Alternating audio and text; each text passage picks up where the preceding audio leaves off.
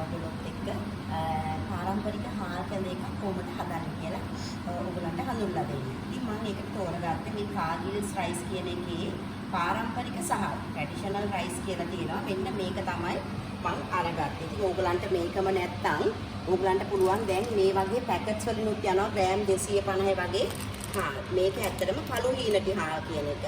එහෙමත් නැත්තම් ඕගලන්ට පුළුවන් මෙන්න මේ වගේ ඒවා තියෙනවා. සොබා කියන ප්‍රොඩක්ට්ස් වල මෙන්න මෙහෙම. සොබාකෝ. හරිද? ඒකේ දැන් මම ඒකෙත් තරම් තියෙන මිශ්‍ර සහල් කියප එක මේකත් අර බ්ලෙන්ඩ් කරපු එක. ඉතින් ඕගලන්ට මේ කැමති විදියකින් ඉක්මනට හදා ගන්න ඕන නම් මේවා පාවිච්චි කරන්නත් පුළුවන්. එහෙම නැත්තම් ඕගලන්ට පුළුවන් ගෙදර තමන්ට ගෙදර තියෙන කැකුළු හාල් ටිකක් පෙඟෙන්න දාලා ඒක මම නම් බ්ලෙන්ඩ් කරලා ගන්නෙ.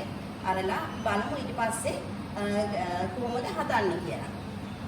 අපි දැන් බලමු කොහොමද අපේ මේ පාරම්පරික හාල් කැඳ එක හදන්නේ කියලා. ඔන්න දැන් මම මේ තියෙන්නේ මගේ බ්ලෙන්ඩ් එකට දාලා බ්ලෙන්ඩ් කරගත් ඊයේ රෑ තමයි මම මේ හාල් ටික පෙඟෙන්න දැම්මේ. මොකද එතකොට ඉක්මනට පෙඟෙනවා.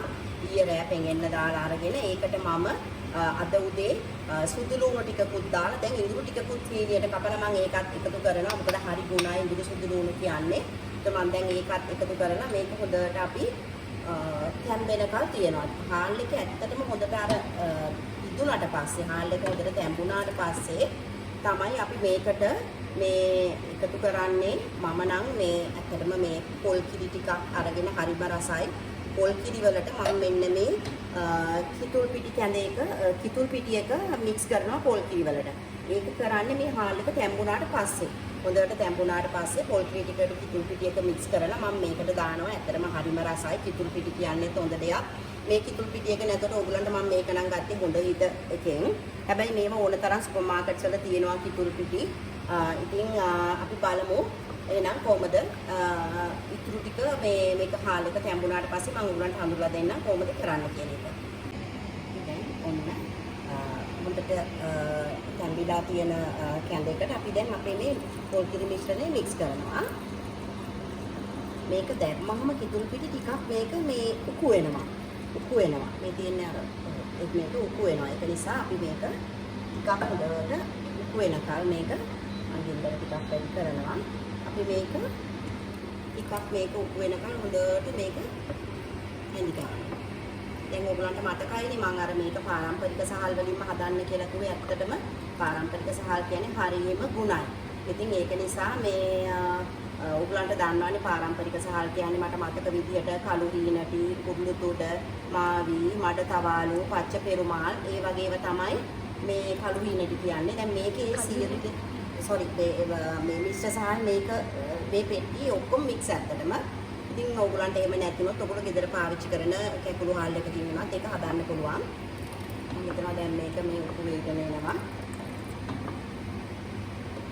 මේක හොඳට උතුරනකොට ඊට පස්සේ අපි මේක නිවා ගමු ලිප. ඔයගොල්ලෝ මේ හදලා බලන්න. මම හිතනවා මේක හරීම මේ රස වගේම බොහොම ගුණයි. මම හිතනවා ඔයගොල්ලෝ යමක් ඉගෙන ගත්තා කියලා. ඉතින් හැමෝටම සුබ දවසක් වෙනවා. දැන් මේක මේ උකු වෙලා තියෙනවා මේ කැඳේ එක. ඔයගොල්ලන්ට අවශ්‍ය තරමට ඒකේ ෆිට්නස් එක ටිකක් වැඩි වෙනකල් හැඳි ගන්න පුළුවන්. මෙන්න මේක. හොඳයි එහෙනම් මම හිතනවා ඔයගොල්ලෝ අදත් මගෙන් යමක් ඉගෙන ගත්තා කියලා. ඉතින් ඔයගොල්ලෝ හැමෝටම සුබ දවසක්.